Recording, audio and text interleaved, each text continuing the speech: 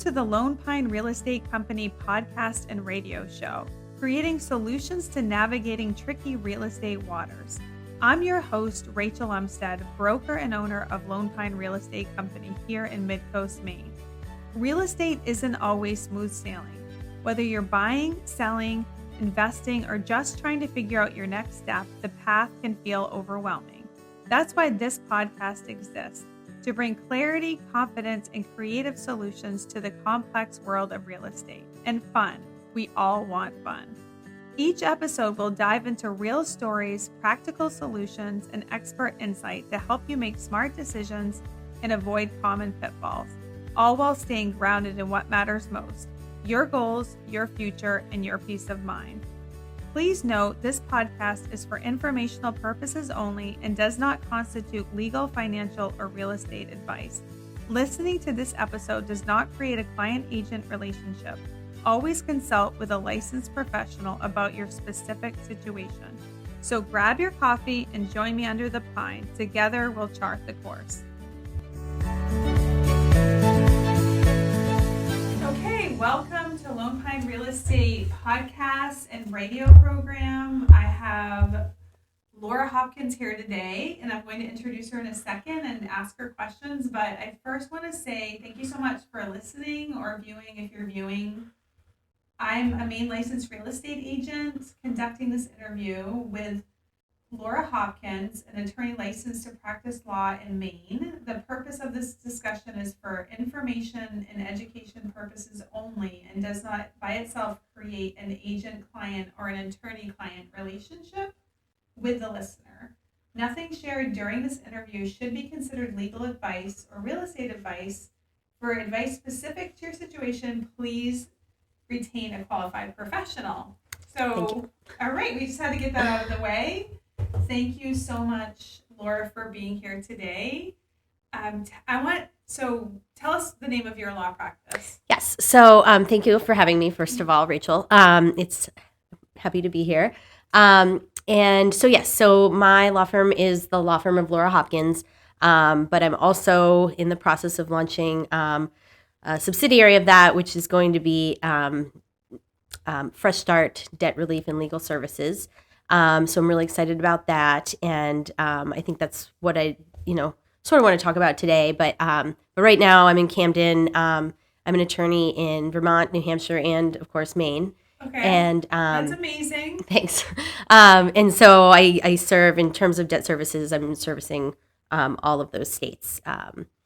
But yeah. Okay, so great. So I'm going to ask you, tell us a little bit about yourself.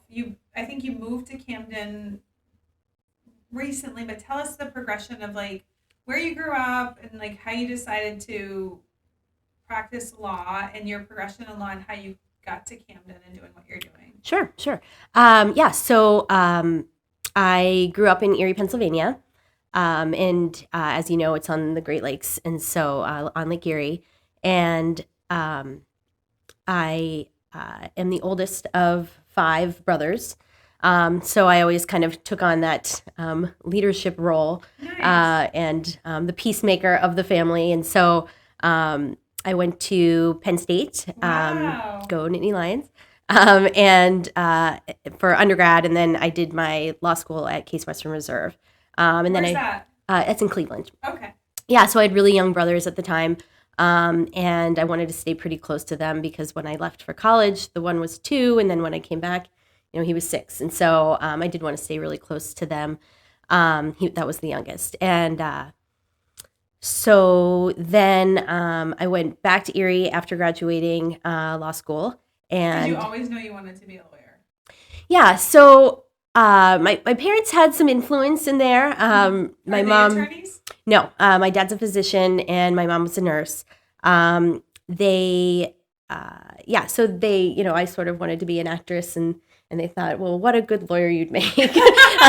My mom used to point to Phil Donahue and say, well, Phil Donahue's a lawyer, so, as to follow in his footsteps. They probably maybe saw something in you. Yeah, I think so. I mean, I was the peacemaker kind of the family, the coordinator, and leadership. And so it's sort of kind of all led together down that path. And then I did submissions work in high school, and then I started to think I wanted to be a teacher, but it wasn't a good fit for me. So I thought English definitely, and then I really enjoyed writing, and so I actually majored in journalism in college because I really just enjoyed writing more than kind of the reading part of English, and so that and kind of the compelling, telling a story and that kind of thing about journalism. So I majored in journalism, and then law school was kind of I wasn't quite ready to get out there and get a job, and I wasn't ready to jump into the journalism field either. And so I went to law school, and it fit like a glove. Just kind of the short stories and taking a side and those kinds of things I really enjoy. What field did you get into when you what was your first job? Yeah, so starting out as a lawyer, I did go back to Erie and got my first job at a law firm. And that was mostly litigation. I really thought I wanted to do litigation. I really do enjoy litigation. But so I started out kind of doing just general litigation, defense work. And that firm was on both sides, plaintiffs and defense, not any particular niche. But then an attorney came into my office, and he was representing. So in bankruptcy, there's kind of three different facets of parties: the debtor, who's the one that owes the money, the creditors, who are owed the money, and then there's a trustee who kind of looks over the case, administers the case, makes sure everyone's telling the truth, makes sure the case is going smoothly. And in different chapters, the trustee has different roles. But he was representing the trustee, and so it was a big case. They were the people that you see at like fairs and everything that sell lemonade. So they sell like the really expensive lemonade, and they had a company just going from town to town, festival to festival, selling lemonade. And then in the winter, they would do like open up these like Christmas stores or things like that, and just sell kind of the knickknacks. And they were making a lot of money. And then they filed bankruptcy, and it turns out there was some fraud involved with family members and not really using the company for its purpose. So it ended up being a pretty big case for us, and because I was new and learning all of kind of the areas, I got involved as counsel for the trustee. So that is really like investigatory work, finding out where the money went, who are these companies. It was really exciting, and I also always liked bankruptcy court just because it's very it's by the book. If a client comes up to me and says, "What's going to happen?" I'm really nervous. What's going to happen? And I can open a book and I can say, "This is what's going to happen." Yeah, and there's areas up for interpretation for sure, but those areas are litigated and valuations and things like that. But there's not a lot of gray in bankruptcy court if you are careful. Okay. And so I got involved in this big case, and that was I really enjoyed it. There's a lot of like court appearances in bankruptcy. So you're on your feet, you're in front of the judge, you're in all the federal courthouses, most of them or at least the one in Erie and the one in Maine, in Bangor is beautiful. And so you're in this beautiful space.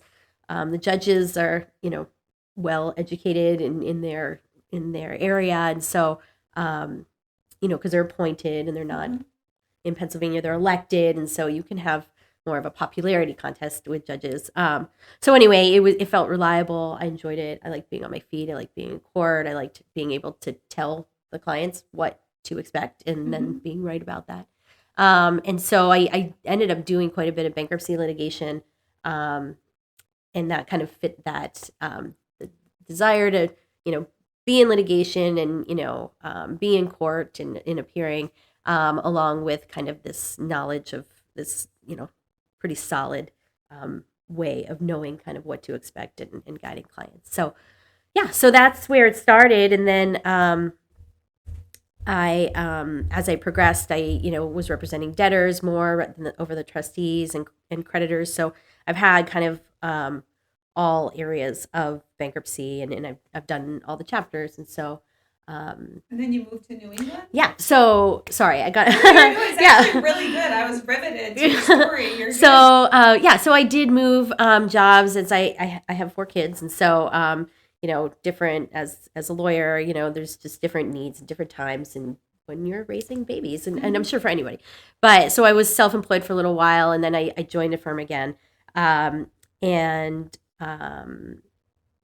My husband is a professor in wildlife ecology. He runs a nonprofit, Center for Wildlife Studies. So he was offered a job at Unity Unity College. And then that was really something that he wanted to do. I got slightly into domestic work, which is really not my forte. When you say domestic work, do you mean like divorce? Divorces and custody. Yeah. Okay. And, a lot of times those things go together, right. Bankruptcy, my mom says when, love goes out the window, when money goes out the window, love goes out the door. And so they get tied together. And so I was doing a few domestic cases, and they're tough. I have so much respect for attorneys in the domestic law world. Because it is tough, in bankruptcy, you can come to me and I can kind of, with enough preparation, as long as everyone qualifies, I can kind of take your burdens and I can, clean them up and make them go away. Yeah. And in domestic law, there's a lot of feelings and emotions and emergency things that feel big. And so it just, it was really pretty exhausting for me. Did you practice in Maine domestic? No, I have not. So my husband was offered the job at Unity College, and I sort of needed a break and wanted a break and, to change focus a little bit. And then again, I had 3 young children at the time. Mm-hmm. And so he took the job in Maine, and we moved here and we started in Lincolnville. I love Lincolnville. We were right next to the beach and everything. It was wonderful. Nice. And the kids were really happy and safe in their schools. And and so then we moved to Camden, like most people here. I'm on the home board of directors at Homeworthy. And so like most people here, we found ourselves unable to find anywhere to live. And so we eventually did find a house in Camden. We were renting in Lincolnville and then found a house in Camden. And that's how we ended up in Camden. So, and then I opened my law practice, and so I'm doing mostly transactional work now. I'm staying a little bit out of litigation just because even though I do love it, it's just the time, in the courts isn't as easy when you're kind of juggling a bunch of little people. And so I'm staying sort of transactional and keeping the bankruptcy stuff and the debt relief stuff. So tell us, okay, so when you say, so you're now in Camden, and your service areas generally this area, Knox, Lincoln, Waldo County. Yes. And you're not, and you can practice in other states. Yeah. As well. Yes. When you say transactional, like what do you mean? Like real estate transactions? Yeah. So the cool thing about the legal world, especially in Maine, and kind of this post-COVID world that we're living in is, I can practice in all of Maine. I can represent somebody in Lewiston. I can represent somebody, in Machias, and I can because everything in the bankruptcy world, at least, is done virtually. Same with real estate transactions. We're finding, mail-in real estate transactions are possible. I still like the traditional, both attorneys come to the table. But yeah, so I'm doing business formations, helping people and kind of counseling people on how to, what if they want to open a business, what corporate entity to take, an LLC or a corporation, things like that. And then I act as a commercial registered agent for that company, make sure they stay in compliance and kind of help them if there's issues come up. Okay. So I'm doing business transactions and formations, and then real estate transactions. We love buyers and sellers. And it's always it's such a happy area of law to practice. Right. Where, So with buyers, it's you're doing the title work yes. and the closing, and with sellers, you're doing the deed work. Exactly. Okay. Yeah. So we do. We're also a title agency, and so we write title policies, and so we can do kind of all the one-stop shop in house with buyers and sellers, and then we are doing wills and trusts, drafting wills and some light probate, I should say. We're not. If there's an estate that needs probated, most of them can be just transactional and mailing. We are taking those as a result of the wills and trusts that we're writing. And then the bankruptcy practice is really more of like a debt relief practice. I'm sort of trying to change kind of the narrative about that because I really see it in 3 tiers. Before you say that, Sure. So this is like I want to tell everyone this is the main reason that we're together today is to talk about bankruptcy, which it's such a, I don't know, it's just not a great topic. And it has a lot of, rightfully so, like, has a lot of stigma with it. So the whole reason to have you here is to clarify a lot of that, and also you're like basically the only bankruptcy attorney in the area, correct? Yeah, I think so. When I moved here, and I'm, no disrespect to anybody else that is like, oh, I'm here. But when I moved here and I started networking with attorneys, everybody said that, we don't have anybody to send our bankruptcies to. I did meet with a couple bankruptcy attorneys in Bangor and Augusta, but they were, and I did some work for them right before I got licensed in Maine. But they are older and they sort of are on their way out, and they were very explicit in the fact that they were. And so they expressed, there really is a need, especially in the mid-coast. Are you seeing bankruptcies on the uptick now? I am. I'm seeing a lot of one of the things that I'm doing or trying to help people, counsel people on, is these debt settlements. There's a lot of debt settlement companies out there now. I'm seeing it a lot, and that's all they do.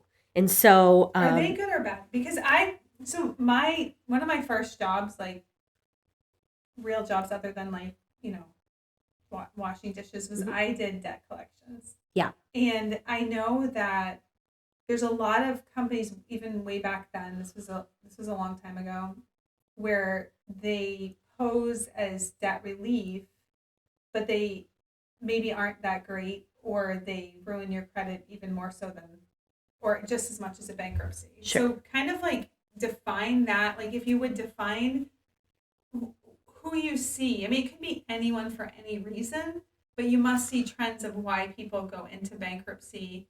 And I know you were going to mention the 3 different types. So if I'll just let you go loose Thanks. on all of this, and like you're saying bankruptcy and then debt relief. So explain all of that world to all of us, because it's a mystery, and yes, there are a lot of misconceptions. There are a lot of misconceptions. Your boyfriend's telling you something, your uncle's telling you not to do it, and so there's just a lot of fear. There's a lot of stigma. This like ick factor in people in Erie, Pennsylvania. At least they would put the bankruptcies in the paper. Oh, and so people were terrified to file for bankruptcy because, Aunt Sally's going to know that I filed for bankruptcy.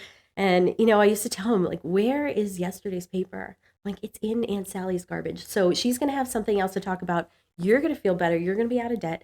And I'm sort of getting ahead of myself, but. And I just want to clarify too, in no way is this like to say bankruptcy is good or bad. This is only information, and right. I'm not, and neither is Laura, like no one's an advocate for or against it. It's just something that happens, and there's a place for it, and it's also tied into real estate. So that's why we're explaining. Yeah, sure. Yeah. And my real goal is to, just take the stigma off of it. Like it's a tool that is available for people if they need it.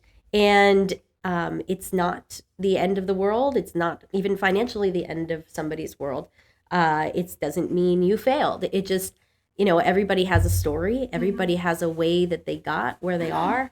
And it just is not, it's nothing to be scared of. It's a tool that's available. And so, yeah, so I'm seeing more of these debt settlement companies, and some are bad and some are not. And so what does a debt settlement company do? Like, explain that. Yeah. Like, they call and they negotiate your debt Yes. with a creditor? Yes. Okay. So the process is, you stop paying. Again, this is not legal advice. Don't do this until you've consulted with somebody, but you stop paying those credit cards. You let them to get a little bit stale. In the meantime, the debt settlement company would be accumulating. You'd be paying an automatic payment into an escrow account with a debt settlement company. And in the then while your credit cards are getting stale, you're building up kind of this war chest to get ready to settle with these creditors. And then once they've sort of charged off that debt, or the debt needs to go somewhere, the debt settlement company will step in and they will settle with that company, ideally. The bad companies are the ones that take the money up front first. And so that's kind of one of the indicators, I would say, if you're researching debt settlement companies, companies that are taking the money off the top and just letting that, because you might get to the end, or you might have to, get out of it, and they've only paid themselves and they haven't done anything with your creditors. And so that to me would be one kind of like test, litmus test or something, that would tell me if that was a good deal or a bad deal. Does this happen with people's mortgages too? No. Okay. And if don't do that. No secured debt. Anything you want to keep, you need to continue to pay for. Okay. Although I would say the mortgage companies, when you do get behind, post housing crisis, I actually started watching The Big Short last night. But post housing crisis, most mortgage companies have a way to catch up on your debt because they don't want to foreclose on your house.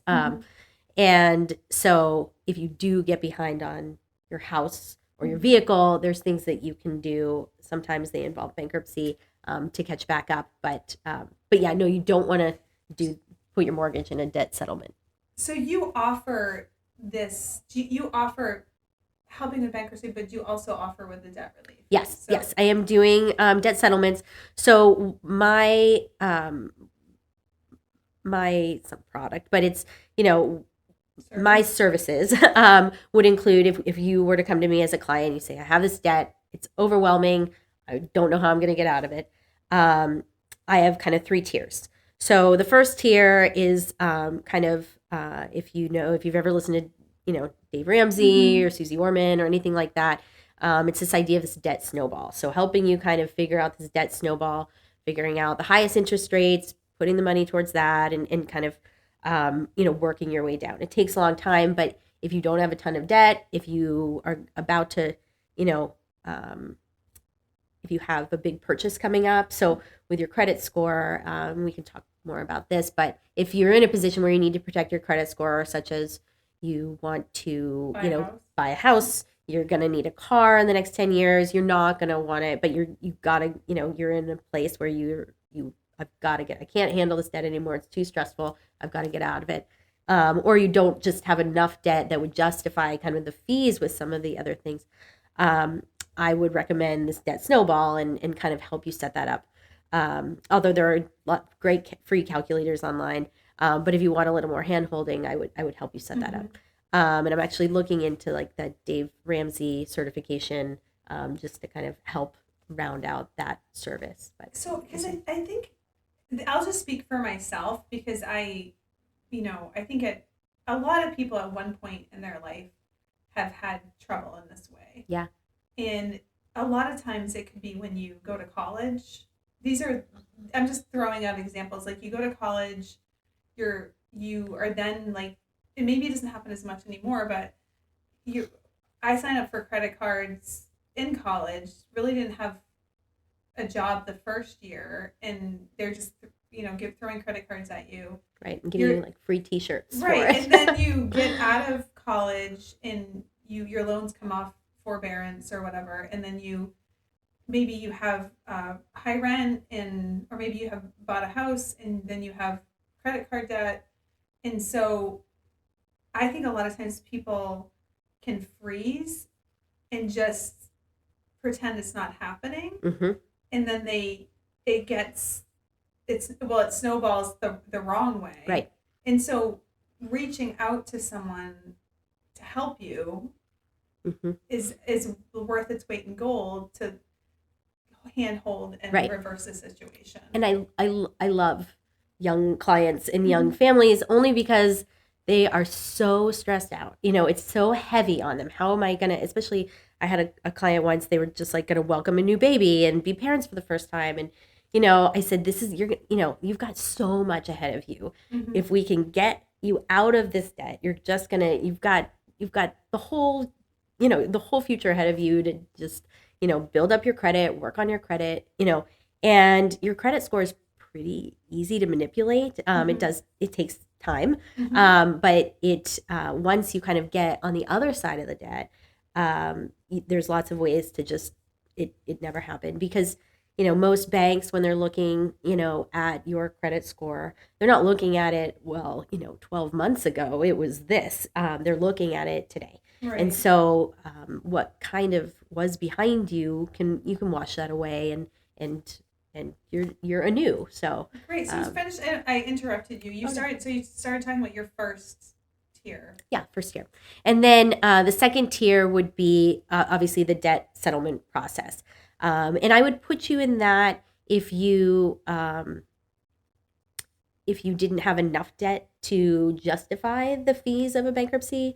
It's not overly expensive, but when you look at somebody who's already dealing with debt and they're like, I can't even afford to file for bankruptcy, because obviously there are fees associated with it.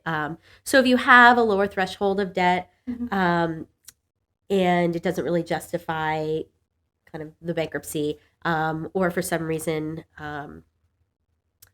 well, it does have an impact on your credit, but it does the credit score, but the impact is early. And so You can repair. Right. Mm-hmm. And by the time you're out of debt, so I tell people it's kind of like cleaning out your closet. Like in the middle of it, it's a mess. Like Mm-hmm. we're in a big mess, but it's not something you do. You can't, I'm using a lot of metaphors, but you can't get out of the pool halfway. It's something you got to see to the end because again, it's like a giant mess in the middle. And then kind of we put everything back together on the shelves and it's neater and more organized and it's clean.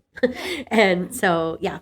So that could be used to look forward to, like if you're in major debt and you want to be in a different place in your life, for instance, to buy a house or something, but you need to take the time to get out of where you are, and then it might be the situation. Is it also, can people have a house and do this and not lose their house? Like if they're like someone has a medical, does that happen with medical issues? Like someone has a major medical issue and they have massive debt. I'm just making up a scenario. Happens all the time. And they have a house, they don't want to lose their house, they have all these other bills. So is this a scenario for the second tier? Yes. Okay. I would say and right now, in an initial consult, we would be evaluating that. We would be evaluating which tier is kind of the best for you. If you already have a mortgage and you have a relatively reliable car, Mm-hmm. which is really all I think you really need your credit score for anyway, because I don't want you living off of your credit cards.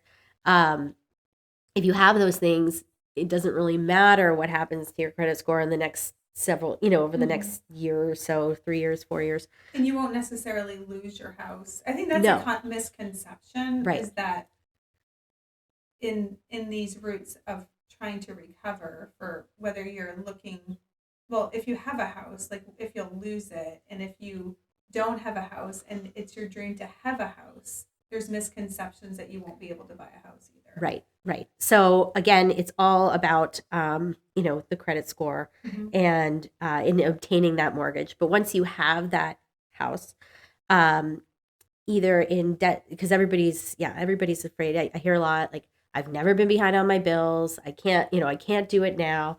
And, I can't have them come take my house or my car.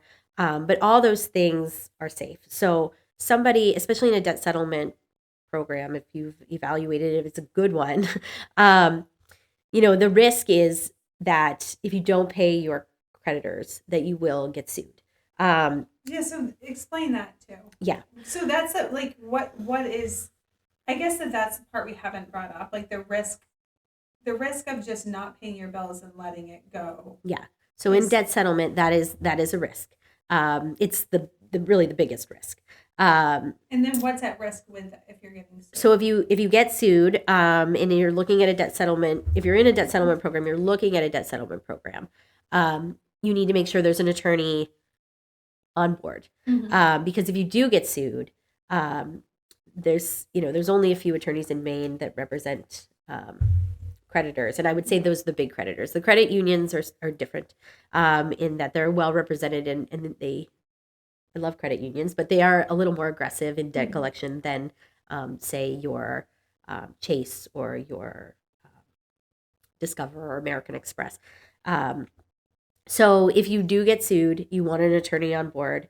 What I would do, and in the other debt settlement programs I've been involved in, I file a response to that lawsuit. You have 20 days to file a response to that lawsuit, and then you work with the creditor, the creditor's attorney on the other side, to get a quick settlement together on the books, so that stops.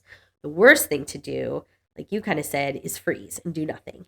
Because if that attorney, again, it's a 20-day period from the day you're served with a complaint to you need to file something with the court. And why would you be served with a complaint? Like, give us a scenario. Yeah, usually it's because that credit card is just really stale. It hasn't been paid. It hasn't been paid. It's a large amount of money. Yeah. Yeah, there are small claims which would be under $6,000, but yeah, if you say you have a $10,000 debt and it hasn't been paid in a long time, it's hard to give you a range because different creditors are different, have different thresholds, but it tends to be really stale.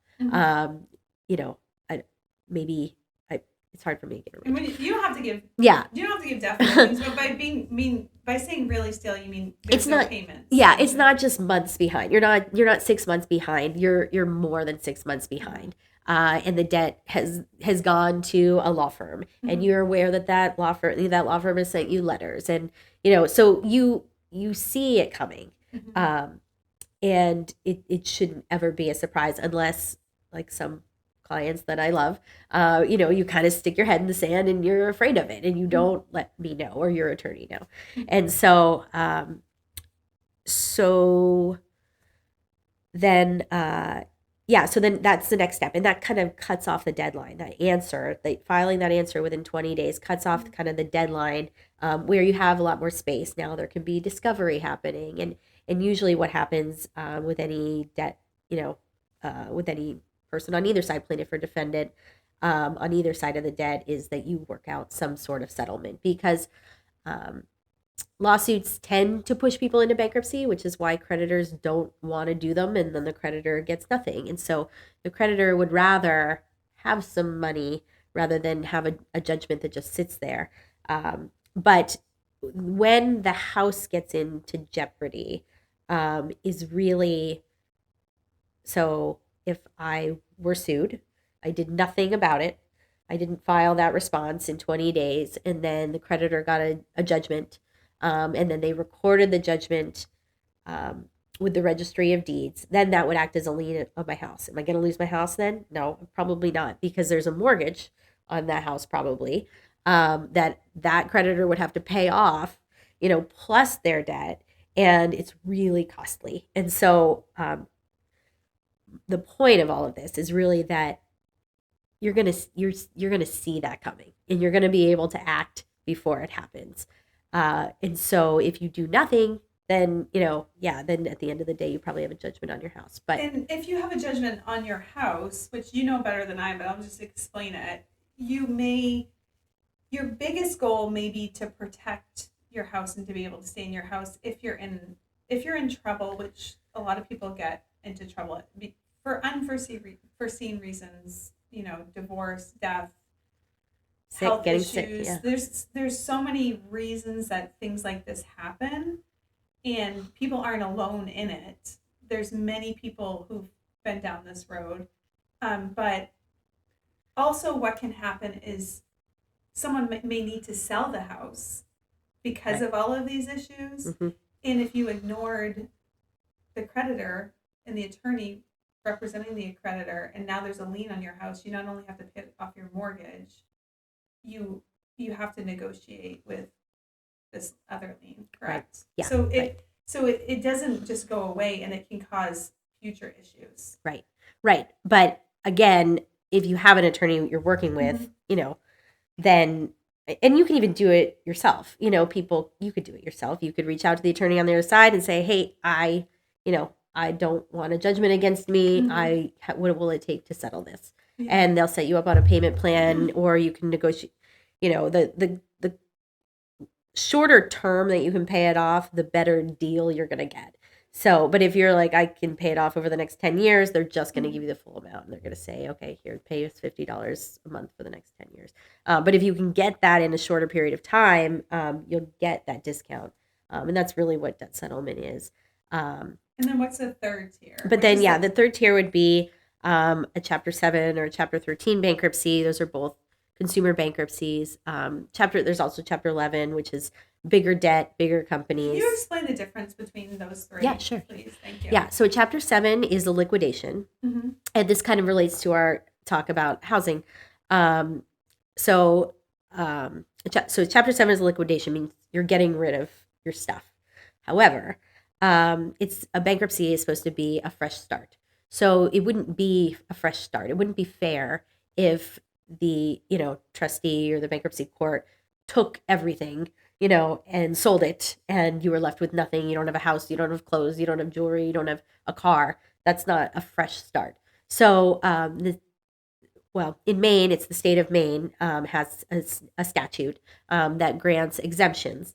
In different states, it's different. Sometimes there's federal exemptions and state exemptions, but Maine is a state exemption state. You can look it up. I think it's 4422. I can't remember the beginning, but and it protects your property. So there's a pretty good exemption for housing for your house. So that you don't you live in. So if you have multiple houses, would it cover all of them? No, it's Okay. just just your residence, because Okay. And where people get into trouble with that is, my brother or my mom left us property, a piece of land, and so that wouldn't, that I share with my sister, so that wouldn't cover that. There's a wild card exemption, but it's minimal. So those things are kind of, and so when we're having this bankruptcy, I know I'm talking about the different chapters, but when we're having this bankruptcy conversation or this debt relief conversation, I'm going to find out, well, can you not file a bankruptcy because you have that vacant land that you own with your sister, and so that would put you in, yeah. Well, the trustee would if the sister doesn't want to sell it, then that wouldn't be good. She wouldn't be very happy with you. So, anyway, we figure all that stuff out. But a Chapter 7 is a liquidation. So you can protect your car up to $10,000. You can protect your household goods and furnishings, your TV, everything, your clothes. There's exemptions that protect kind of the necessities that would allow you to get that fresh start, even tools of the trade. That's why kind of the lawsuit and the threat of a lien sometimes pushes people into bankruptcy, because then that does kind of take care of that as long as they fall within the exemptions. And then a Chapter 13 is a reorganization. So if you don't qualify for a Chapter 7 is really a great goal. It's a really easy. It takes the whole process start to finish. If you have all your ducks in a row, it takes about 6 months. Less sometimes, and so you're in, you're out, and it's a really good tool for some people who qualify. But if you don't qualify, there's also Chapter 13, and that's if you earn too much money. So in a Chapter 7, you have to qualify for a means test, which means you make less for your household size than the median income. And there's a second part to that.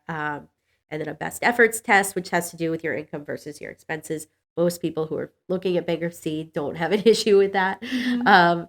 And so, yeah, so if you don't qualify for Chapter 7, because you make too much money or you own too much property above the exemptions. So there's like spill. I picture like a glass of water. You just poured too much in it. There's a spillover.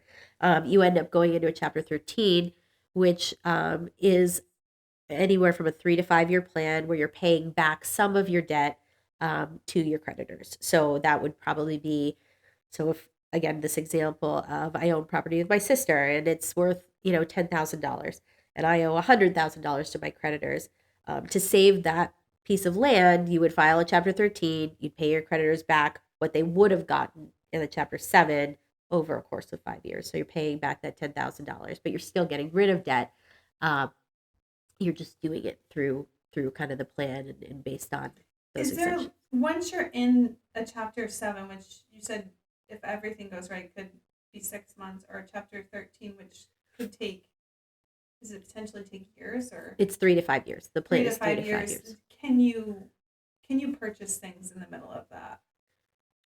Yeah. Oh, yeah. It's bankruptcy is it's a snapshot of the previous pre-filing, post-filing. I mean, you would need the court's permission to take on debt or something like that. If you were in a Chapter 13, you would need the court's permission to go ahead and do that. There's a lot of oversight there, but yeah, you can still buy things. Well, like, You're probably not going to get a you're not gonna credit buy- card or okay. anything. Those credit cards are done. You're not going to be using them anymore.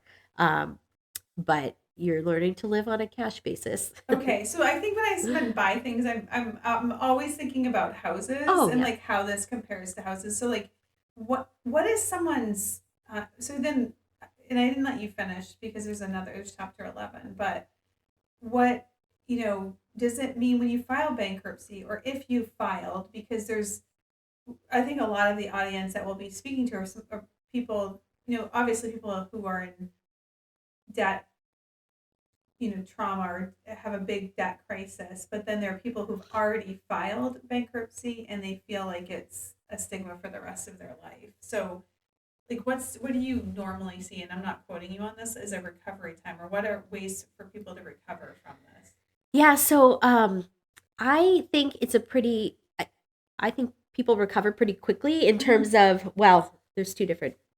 If you're just looking to open a credit card, you're getting offers for credit immediately. Okay. I don't. People who lend specifically to people with lower credit scores. Right. Exactly. And my advice, I definitely like to set up clients for to improve their credit as they're going, if they have that goal of homeownership or something like that. And so I normally, I mean, you want to fix your budget and everything like that, but you can use those credit cards as a tool. So I tell people, go out and get a like even a secured credit card, whatever credit card you can qualify for. Don't have an annual fee with it because we don't want you, overburdened by it. But even grab a secured credit card, you have a $250 credit limit, that's fine. But what that credit card is going to do is you're going to use it as a tool. So you're going to put your Netflix on it, your, whatever, internet, anything you can put on that credit card that you already pay monthly. Put that thing on there, and then you're going to hide it, or you're going to cut it up or whatever. But every month something is going on that credit card, and then every month it's getting paid off. And so I always tell people, keep it around like $25, something where you're not running to your bank to say, I got to make sure that this is covered because this is coming out today. Something that you don't really even notice. And that's going to help your credit score build back a little bit, a lot faster. And so there's ways, everybody's credit record is different, because you might have a mortgage, if you don't, there's something that you need on there that's going to be rebuilding your credit history. And so when you do the debt settlement process, I normally recommend, if you have a high credit score going in, that you grab that credit card first, because all those other ones are going to close. And so you want to grab that credit card first, the one that you're just using as a tool, because it's going to help you rebuild that credit history, so that you have something to show for it when you're out. But a lot of people who go into debt settlement or even bankruptcy, if their credit is, you see two types of people. One they've never been late, but they're just making it, just making those minimums. And then some people are like, I've been behind forever and my credit score is in the toilet. But those people, their credit score is higher by the time they get out of bankruptcy because it was so bad in the first place. And so, again, we're missing a banker to kind of be like, no, Laura, this is what we think, But, and we'll interview a banker on it, but I think this whole side, it is like a taboo subject. Right. And I think it's a great one to talk about because, we all have things in life that have happened to us that probably happened to other people, but that we're ashamed of. Yeah. And this is like one of those topics, but it doesn't have to be. First, I want to remove the misconceptions that if you're in like a crisis and you've had something traumatic happen to you, or even if you haven't, but let's just say someone passed away, you have less money, or you're in a health crisis, you're not able to work, and you incurred like massive amounts of debt. People hit like things in their life, things like this happen, and it's just like removing the stigma that if you have to do debt relief or, God forbid, do a bankruptcy, then you won't necessarily lose your house. No. Which, and then you can recover from it. Exactly. And that's why you're like a breath of fresh air as someone. Oh yeah. to like explain this and to help with it. But then obviously you're right. There is the whole banking side of it and their perspective. Right. Yeah. It is relief, it is relief when, there's so many people that kind of are so worried. Well, I've never been behind, and they're just worried how that's going to look. But I always say, look, like city feel like there's these credit companies, they're making a lot of money off of you being in and staying in debt. And they have, stadiums built for them and they have, but you aren't doing well. And so they're going to be okay and you're going to be okay. And, you have to just, let go of that guilt and do what's best for you because you're not okay. And, or at least you wouldn't be coming to me if you were. But all of the bankruptcy and the other part was, losing your house and things like that. But if you are talking to a bankruptcy attorney, if you are doing it correctly, all of that, it's a big puzzle. You're basically saying to the bankruptcy court, here's all my assets. And before you file, you're putting those assets into these protections to make sure they all fit. So all of the work in bankruptcy is done before you file. Okay. And that makes sense. And you don't want to get in there and be like, oh, I forgot about, and that's why we ask you so many questions. Do you have and they're almost insulting. Like, do you have a winning lottery ticket? Do you have, are you inheriting something shortly? And people are like, of course not. But, do you ever have people come and they're like, oh, wow, I never thought of that. Like you create a solution before. Yeah. They don't even really need to. There's been like a race car out back, and then you don't file. But there are things people forget about for sure. But that's the purpose of kind of being so thorough and making sure everything's safe before you go in and that the expectations are clear. So it's just doing that, getting that work done.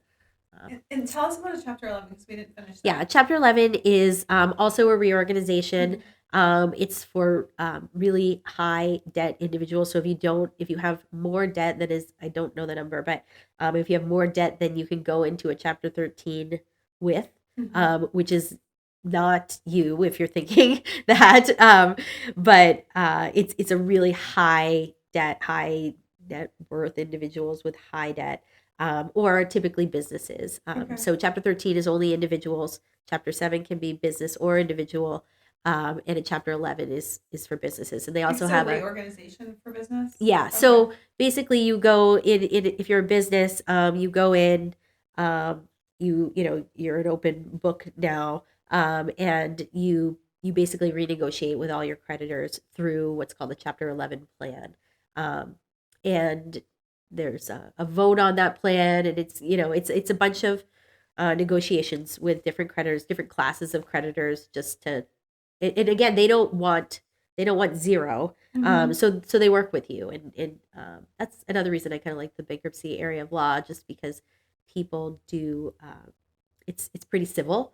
Mhm. It's not so adversarial. It can be, but it's a lot of the same people making the same deals and The working together. and probably the biggest emotional side is the person in debt, and that's Yeah. the person this is usually affected the most, I would Yeah. think, for the Oh, most yeah. part. We were talking about kind of like reasons why it gets out of hand, and the other one that happened in Erie um, was GE Transportation headquarters was there, and the people that worked there were had a ton of overtime. I mean, they were making so much money in overtime, and then one day GE said, "Nope, no more overtime." And they actually ended up moving, which caused a lot of problems. But they so losing that overtime, or if they hire somebody else, that's always kind of a big change, big income change. Other Yeah. than health, that can happen. But there's just a lot of things that I've never met anyone that was like,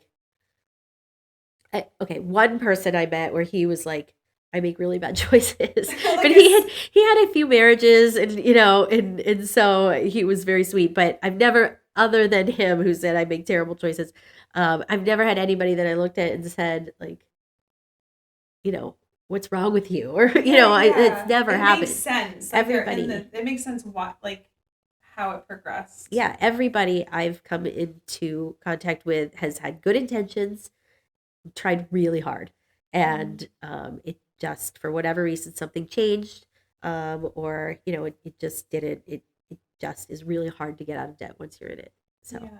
Anything else like that comes to mind that you'd like to say to people about this subject?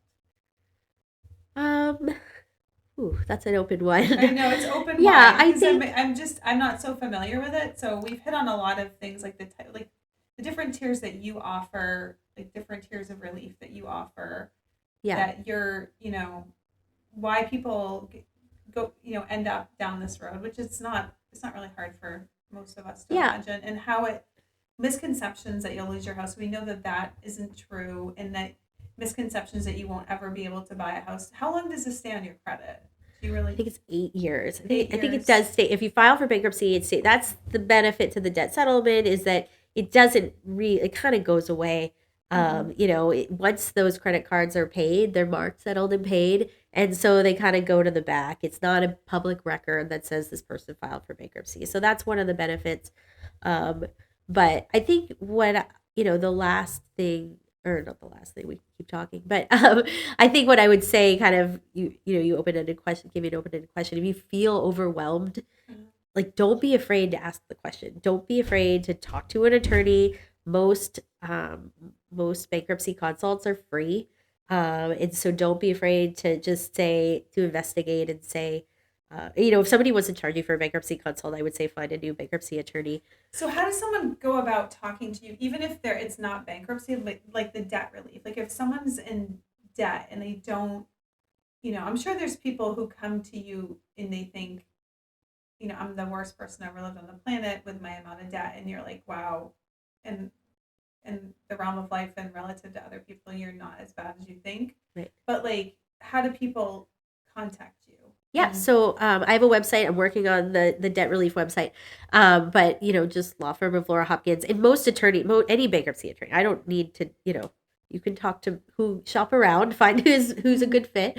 But you if you call my office, you would speak to my paralegal. She would ask you a few questions. And then we'd send you a form that just kind of gathers the information, so I know where to kind of steer our conversation. Mhm. But I don't no attorney should be charging for a bankruptcy consult. And then we kind of decide where you are on that path, and next steps. So um, there's a great attorney I used to work with, and he just used to say, somebody's got to take the call. They're calling around to different attorneys. They just need some advice. They just need direction, and they need to know what the next steps are. And so I try really hard, if we have a consult, to that you have next steps, and kind of what your options are, whether or not it's kind of that snowball, whether or not you could keep going. And so that's my goal with consults. So. Well, very good. You are so good at talking about it. You're a wonderful communicator. Thank you so much. And I think we'll have to do another one, maybe to talk about your other types of law you practice. Sure. And then also maybe do one with a banker. Yeah. You know Where what they I could mean? be like, no, stop. So they could, yeah, the banker could be like, no, bad advice. Yeah. And then you could be like, no. Right. Okay. Exactly. Well, thank you so much, Thank you, Laura. Rachel. I appreciate really it. appreciate it.